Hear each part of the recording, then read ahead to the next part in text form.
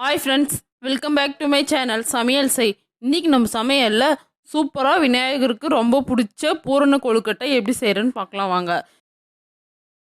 இந்த கொழுக்கட்டை சாப்பிட்றதுக்கு ரொம்ப நல்லா இருந்துச்சுங்க. இதை உடச்சி காட்டுறேன் பாருங்கள்.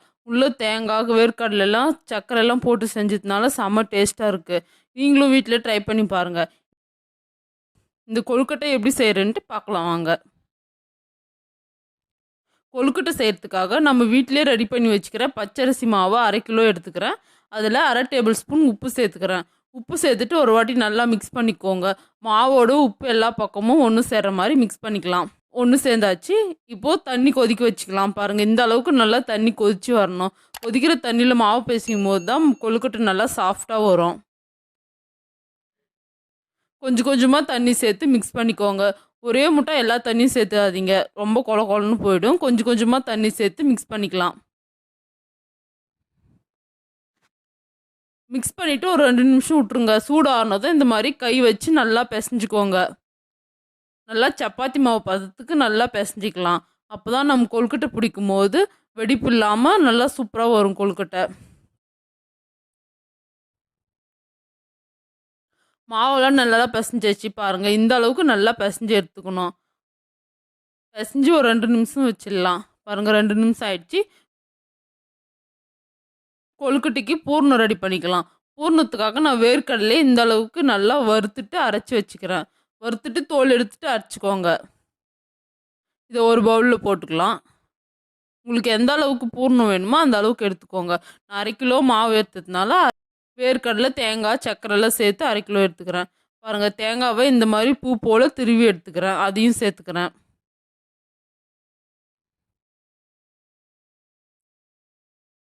1/2 டேபிள் ஸ்பூன் சுக்கு பொடி சேர்த்துக்கிறேன். சுக்கு பொடி சேர்த்துக்கும் போது நல்லா வாசனையாக இருக்கும். எங்களுக்கு சுக்கு பொடி சேர்த்து செஞ்சால் தான் ரொம்ப பிடிக்கும். நீங்கள் ஏலக்காய் கூட சேர்த்து செய்யலாம். சர்க்கரை சேர்த்துக்கிறேன். சின்ன கப்பில் 2 கப்பு சர்க்கரை சேர்த்துக்கிறேன். உங்களுக்கு ஸ்வீட் எந்த அளவுக்கு தேவையோ அந்த அளவுக்கு சேர்த்துக்கோங்க. நாங்கள் கொஞ்சம் ஸ்வீட் அதிகமாக தான் சாப்பிடுவோம். நான் கொஞ்சம் அதிகமாக சேர்த்துக்கிறேன். சேர்த்துட்டு எல்லாம் மிக்ஸ் பண்ணிக்கலாம்.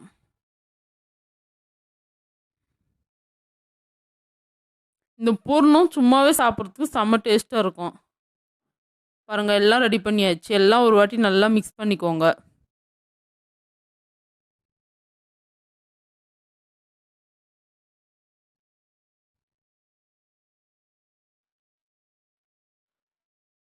பருப்பு கூட சேர்த்து செய்வாங்க. நான் இன்றைக்கி வேர்க்கடலை, தேங்காய், சர்க்கரை மட்டும் சேர்த்து செய்கிறேன். உங்களுக்கு எந்த பூர்ணம் பிடிக்குமோ அது செஞ்சுக்கலாம். வெல்லம் கூட சேர்த்து செய்யலாம். எங்களுக்கு சர்க்கரை போட்டு செஞ்சால் பிடிக்கும், அதனால நான் சர்க்கரை போட்டுக்கிறேன். இப்போ பாருங்கள், மாவு ஊற வச்சாச்சு. மாவு எடுத்துக்கலாம்.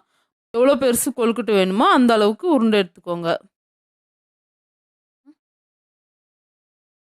நான் கொஞ்சமாக எடுத்துக்கிறேன். கொஞ்சமாக எடுத்து இந்த மாதிரி நல்லா உருட்டிக்கலாம். உருட்டிட்டு கை வச்சு இந்த மாதிரி ப்ரெஸ் பண்ணிக்கோங்க. இந்த மாதிரி ப்ரெஸ் பண்ணிங்கன்னா ஒரு தட்டு மாதிரி வரும்.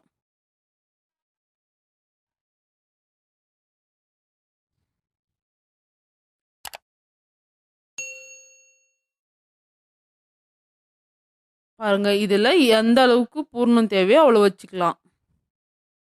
நான் 2 டேபிள் ஸ்பூன் வச்சுக்கிறேன்.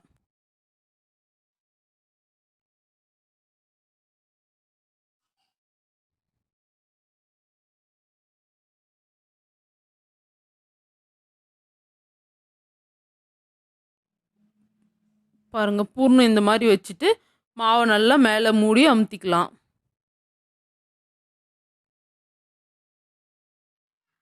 பாருங்கள், நான் செய்கிற மாதிரி செய்யுங்க. ரொம்ப நல்லா வரும். வெடிப்புலாம் இல்லாமல் சாப்பிட்றதுக்கு ரொம்ப டேஸ்ட்டாகவும் இருக்கும். பார்க்குறதுக்கும் நல்லாயிருக்கும். இந்த மாதிரி நல்லா ப்ரெஸ் பண்ணிக்கோங்க.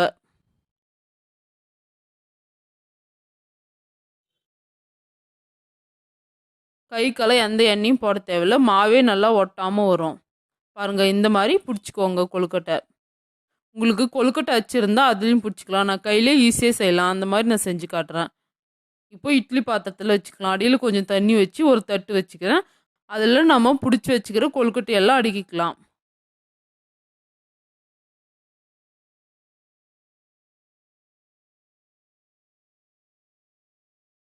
ஒன்று ஒன்றா செஞ்சு வச்சுக்கலாம்.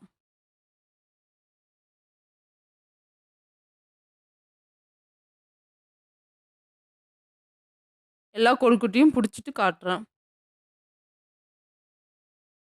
பாருங்க எல்லாமே ரெடி பண்ணிட்டேன். இந்த அளவுக்கு வந்துக்குது. நம்ம மூடி வச்சு வேக வச்சுக்கலாம் இத அடுப்புல வச்சு.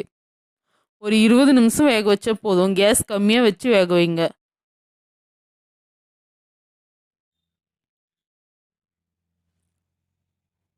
20 நிமிஷம் ஆயிடுச்சு. ஓப்பன் பண்ணி பார்க்கலாம். நம்ம வச்சுக்கிற பூரணம்லாம் வெளியில வராம சூப்பரா இருக்கு கொழுக்கட்டை.